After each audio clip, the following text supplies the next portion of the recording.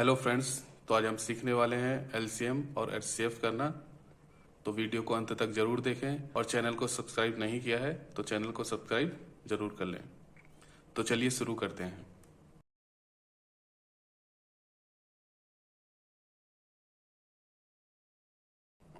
हमें अपने पहले क्वेश्चन में 12 और 20 का एलसीएम निकालना है। सबसे पहले 12 और 20 को ऐसे लिख लेंगे और फिर एक सीधी रेखा खींचेंगे और एक इस तरह से लाइन खींच लेंगे और फिर सबसे छोटी अभाज्य संख्या से भाग देना शुरू करेंगे। तो सबसे छोटी अभाज्य संख्या है 2, तो इसमें 2 से भाग देते हैं। 2 को यहाँ पे लिख लेंगे और 2 से भाग देना शुरू करेंगे। 12 में 2 का भाग देंगे तो 6 आ जाएगा, फिर कॉमा लगा देंगे, फिर 2 का भाग देंगे 20 में तो 2 एकम 2 और 0 में भाग नहीं जाएगा, ना जाने की 0 आ जाएगी यहाँ पे। फिर से यहाँ पे इसके नीचे लाइन खींच लेंगे एक, और अभी भी ये 2 से कट जाएगा तो फिर से 2 से इसको भाग दे देते हैं। 2 को फिर यहाँ पे लिख लेंगे और इसमें भाग दे देंगे, 2 तिया 6 और कॉमा 2 पंजे 10। फिर से भाग दे देंगे। अब इसमें 2 का भाग नहीं जाएगा तो 3 से भाग देते हैं। 3 से भाग देंगे तो 3 यहाँ पे लिख लेंगे और 3 एकम 3, लेकिन 5 में 3 का भाग नहीं जाएगा तो 5 को ऐसे की ऐसे ही लिख लेंगे। अब इसको 5 से भाग दे देते हैं। 1 को ऐसे ही लिख लेंगे कॉमा 5 में 5 का भाग देंगे तो 5 एकम 5, 1 आ जाएगा। हम संख्याओं में तब तक भाग देते रहते हैं जब तक यहाँ पर 1 1 ना जाए। ठीक है, यहाँ पे 1 1 आ गया है तो अब भाग देने की जरूरत नहीं है। अब हमारा एलसीएम क्या हो जाएगा, हम एलसीएम के लिए इन सब फैक्टर्स की गुणा कर देंगे और वही हमारा एलसीएम होगा। तो गुणा करते हैं, 2 गुणा 2 गुणा 3 गुणा 5, तो कितना आ गया, 2 दूनी 4 तिया 12 पंजे 60। तो हमारा 12 और 20 का एलसीएम कितना हो गया, 60 हो गया। चलिए एक और एग्जांपल से समझते हैं। हमने अपने अगले क्वेश्चन को लिख लिया है। सबसे छोटी अभाज्य संख्या से भाग देना शुरू करते हैं। सबसे छोटी अभाज्य संख्या क्या होती है, 2, तो 2 से भाग देते हैं। 2 से भाग देने पर 16 में भाग देंगे पहले, तो 2 अट्ठे 16 कॉमा, अब 2 का भाग 24 में देंगे तो 2 एकम 2 और 2 दूनी 4 कॉमा, अब 40 में 2 का भाग देंगे तो 2 दूनी 4 और ना जाने की 0। ठीक है, फिर से ऐसे लाइन खींच लेंगे इसमें। अभी भी ये 2 से कट जाएंगे तो फिर से 2 से भाग दे देते हैं। 2 चौक 8, 2 छिक्का 12, 2 एकम 2 और 0 का 0। अभी भी ये 2 से कट रहे हैं तो फिर से 2 से काट देते हैं इसको। 2 दूनी 4, 2 तिया 6 और 2 पंजे 10। अभी भी इनमें से एक संख्या ऐसी है जो 2 से कट जाएगा ये, तो फिर से इसको 2 से काटते हैं। 2 को यहाँ पे लिख लेंगे और 2 एकम 2, 1 आ गया। और ये दोनों संख्याएं 2 से नहीं कटेंगी तो इनको ऐसे ही लिख लेंगे। ठीक है, अब इसको 3 से काट देते हैं। एक संख्या 3 से कट रही है तो 1 का 1 ही लिख लेंगे और 3 एकम 3, यहाँ पे भी 1 आ जाएगा। बचा 5, 5 को ऐसे ही लिख लेंगे। अब इसको 5 से काट देते हैं। 1 को ऐसे ही लिख लेते हैं, इसको भी ऐसे ही लिख लेंगे और 5 एकम 5। तो हमने क्या बोला था कि संख्याओं को तब तक काटना है जब तक कि यहाँ पर 1 1 1 ना आ जाए। ठीक है, तो अब क्या करेंगे, अब ये जो फैक्टर्स हैं, गुणनखंड्स हैं, इनको हम गुणा कर देंगे। तो गुणा करेंगे, गुणा 2 गुणा 2 गुणा 2 गुणा 3 गुणा 5। तो अब इनकी गुणा कर लेते हैं। 2 दूनी 4, दूनी 8, दूनी 16, 16 × 3 48। 48 में 5 की गुणा करेंगे तो कितना आएगा? चलिए यहाँ पे करके देख लेते हैं। 48 में 5 की गुणा करनी है। 5 अट्ठे 40 की 0, हासिल का 4, 5 चौक 20 और 4 24। तो कितना आया? 240। 16, 24, 40 का एलसीएम क्या हो जाएगा? 240। तो चलिए अब एचसीएफ करना सीखते हैं। एचसीएफ को हिंदी में मासा बोलते हैं, महत्तम समापवर्तक। एचसीएफ को हम 2 विधि से निकाल सकते हैं, जिसमें पहली विधि है गुणनखंड विधि और दूसरी विधि होती है भाग विधि। तो हम दोनों ही विधियों को आज देखेंगे और सीखेंगे। तो सबसे पहले गुणनखंड विधि को सीखते हैं और अपना पहला एग्जाम्पल देखते हैं। हमारा पहला एग्जाम्पल है 8 और 20 का एचसीएफ निकालना है हमको। तो हमको क्या करना है? 8 और 20 के हमको गुणनखंड करने पड़ेंगे। 8 को इस तरह से लिख लेंगे और इसके गुणनखंड करना शुरू करेंगे। तो 8 2 से कट जाएगा, तो सबसे पहले इसको 2 से काटते हैं। 2 चौक 8, 4 भी 2 से कट जाएगा, तो 2 दूनी 4 और 2 एकम 2। तो 8 के गुणनखंड क्या हो गए? 2 गुणा 2 गुणा 2। तो 8 को हम किस तरह से लिख सकते हैं? 8 यहाँ पे लिख लेंगे। 8 को हम लिख देंगे 2 गुणा 2 गुणा 2। ठीक है। इसी तरह से हम अब 20 के गुणनखंड करेंगे। 20 को यहाँ पे लिख लेंगे और गुणनखंड करना शुरू करेंगे। 20 भी 2 से कट जाएगा, क्योंकि इसके इकाई के स्थान पर 0 है। तो 2 से काटते हैं, 2 से भाग देते हैं। 2 एकम 2 और 0 में भाग ना जाने का 0। अभी भी ये 2 से कट जाएगा, तो इसको फिर से 2 से काटते हैं। 2 पंजे 10। अब ये 5 से कटेगा, तो 5 एकम 5। तो 20 को हम कैसे लिख सकते हैं? 2 गुणा 2 गुणा 5। तो हम 20 को यहाँ पे लिख लेंगे और इसको कैसे लिख देंगे? 2 गुणा 2 गुणा 5। अब एचसीएफ निकालने के लिए हमको कॉमन फैक्टर देखना पड़ेगा। तो कॉमन क्या होगा? जो इसके गुणनखंड में भी हो और इस संख्या के गुणनखंड में भी हो। तो 2 को देखते हैं, यहाँ पे 2 है, यहाँ भी 2 है, तो ये क्या हो गया? कॉमन हो गया। तो इसको कॉमन कर देते हैं। ये कॉमन हो गया। यहाँ पे 2 है, यहाँ पे भी 2 है, ये भी कॉमन है, तो इसको भी कॉमन कर दिया।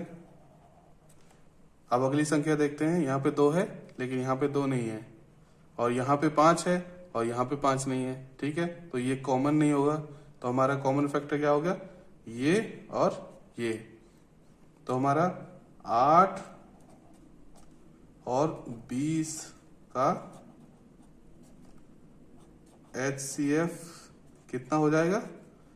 एक संख्या यहां से ले लेंगे, 2 कॉमन था यहाँ पे भी 2 कॉमन था, गुणा करके ये वाला कॉमन फैक्टर ले लेंगे 2। तो हमारा HCF कितना हो जाएगा? 2 गुणा 2, मतलब 2 दूनी 4। चलिए एक और एग्जांपल से समझते हैं। हमारा अगला एग्जांपल है 12, 36 और 18। 12, 36 और 18 का हमको HCF निकालना है। तो हमको सबसे पहले क्या करना पड़ेगा? सबसे पहले 12, 36 और 48 के हमको फैक्टर करने पड़ेंगे, मतलब गुणनखंड करने पड़ेंगे। तो चलिए 12, 36 और 48 के गुणनखंड करते हैं। सबसे पहले 12 को देख लेते हैं। 12 को यहाँ पे लिख लेते हैं और इसके गुणनखंड करते हैं। 12 2 से कट जाता है तो इसको 2 से काट देते हैं। 2 छिक्का 12, अभी भी 2 से कट जाएगा तो 2 तिया 6, अब ये 3 से कटेगा तो 3 एकम 3। तो 12 के गुणनखंड क्या हो गए? 2 गुणा 2 गुणा 3। तो हम लोग यहाँ पे 12 को लिख लेंगे और बराबर करके 2 गुणा 2 गुणा 3। अब इसी तरह से 36 के गुणनखंड करते हैं। 36 को यहाँ पे लिखते हैं और इसके गुणनखंड करते हैं। 36 भी 2 से कट जाएगा तो इसको भी 2 से काट देते हैं। 2 एकम 2 और बचा 1, तो 1 आगे चला जाएगा, यहाँ पे 16 हो गया। 2 अट्ठे 16, फिर से 2 से काट देते हैं। 2 नीम 18, अब ये 3 से कटेगा तो 3 तिया 9 और फिर से 3 से कट जाएगा तो 3 एकम 3। तो 36 के गुणनखंड क्या हो गए? 2 गुणा 2 गुणा 3 गुणा 3। तो 36 को भी यहाँ पे लिख लेते हैं और 36 बराबर कितना हो जाएगा? 2 गुणा 2 गुणा 3 गुणा 3। अब इसी तरह से 48 के भी गुणनखंड कर लेते हैं।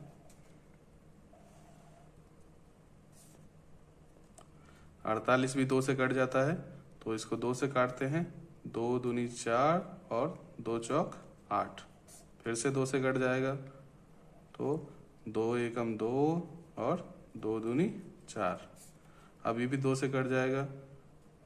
2 छिक्का 12, फिर भी 2 से कट जाएगा ये, तो फिर से 2 से काटते हैं। 2 तिया 6, अब ये 3 से कटेगा तो 3 से काट देते हैं। 3 एकम 3। तो 48 के गुणनखंड क्या हो गए? तो 48 के गुणनखंड कितने हो गए? 2 गुणा 2 गुणा 2 गुणा 2 गुणा 3। तो 1 2 3 4 बार 2 है, तो 48 को हम कैसे लिख सकते हैं? 2 गुणा 2 गुणा 2 गुणा 2 गुणा 3। अब हमको HCF निकालने के लिए अब हाईएस्ट कॉमन फैक्टर देखना है, मतलब तीनों में ही जो कॉमन हो। वो तीनों में क्या कॉमन है? 2 को देखते हैं पहले। 2 यहाँ पर भी है, यहाँ पर भी है और यहाँ पर भी है, तो 2 क्या हो जाएगा? ये कॉमन हो जाएगा 2, इसको कॉमन कर दिया। अब अगला अंक देखते हैं। 2 यहाँ पर भी है, यहाँ पर भी है, यहाँ पर भी है, तो ये भी कॉमन हो गया। अब 3 देखते हैं। 3 इसमें है, इसमें भी है और इसमें भी है, तो 3 भी कॉमन हो जाएगा। तो 3 को भी कॉमन कर देते हैं। 3 भी कॉमन हो गया। अब यहाँ पे कुछ भी नहीं है तो बाकी कुछ कॉमन हो ही नहीं सकता, क्योंकि 3 है यहाँ पे नहीं है, ये 2 2 है यहाँ पे नहीं है, यहाँ पे भी नहीं है, तो ये और कुछ कॉमन हो ही नहीं सकता। तो हमारा कॉमन क्या हो गया? 1 2 यहाँ से हो गया, ये 2 हो गया और ये 3 कॉमन हो गया। तो 12 36 और 48 का HCF कितना हो गया? एक कॉमन यहाँ पर है 2, दूसरा 1 2 यहाँ से और 1 3। अब इनकी गुणा कर देंगे। 2 दूनी 4 तिया 12, तो आंसर कितना हो गया हमारा? 12। इससे पहले हमने गुणनखंड विधि से HCF निकालना सीखा था। अब हम सीखेंगे भाग विधि से HCF कैसे निकालते हैं। हमने जो गुणनखंड विधि से HCF निकाले थे उनको हमने पहले ही लिख लिया है। 8 और 20 का HCF गुणनखंड विधि से कितना आया था? 4 आया था। और 12 36 48 का HCF गुणनखंड विधि से कितना आया था? 12 आया था। तो हमारा भाग विधि से भी उतना ही आना चाहिए। तो चलिए भाग विधि से करके देखते हैं। तो हमारा पहला क्वेश्चन है, हमको 8 और 20 का HCF निकालना है भाग विधि से। तो भाग विधि से निकालने के लिए हम लोग सबसे पहले क्या करते हैं कि इन दोनों में से सबसे बड़ी संख्या जो भी है सबसे बड़ी संख्या को हम क्या करेंगे, यहाँ पे लिख देंगे और इसमें भाग दे देंगे छोटी वाली संख्या का। छोटी संख्या 8 है तो 20 में भाग दे देंगे 8 का। 8 एकम 8, 8 दूनी 16, 8 तिया 24। 24 20 से ज्यादा हो जाएगा तो 2 बार ही देते हैं भाग। 8 दूनी 16, 2 को यहाँ पे लिख लेंगे और 16 को यहाँ पे लिख लेंगे। और अब क्या करेंगे, अब इसको घटा देंगे तो 20 में से 16 जाएंगे तो कितना आएगा, 4 आ जाएगा। अब क्या करना है, अब हमको 4 का ही भाग देना है। किस में भाग देना है, जिससे हमने पहले भाग दिया था।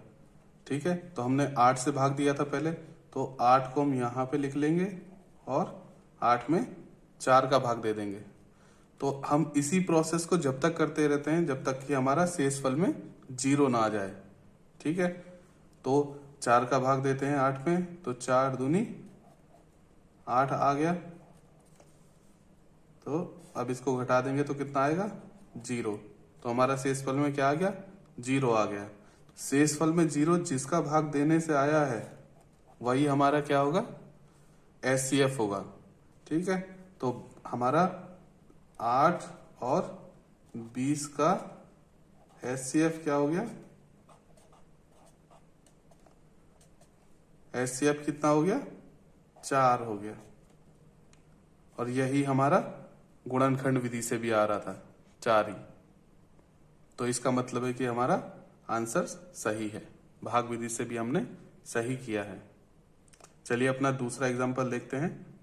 यहाँ पे हमारे पास 3 संख्याएं हैं, तो हम तीनों को भाग तो एक साथ नहीं दे सकते, तो हम क्या करते हैं, पहले 2 संख्याएं ले लेते हैं।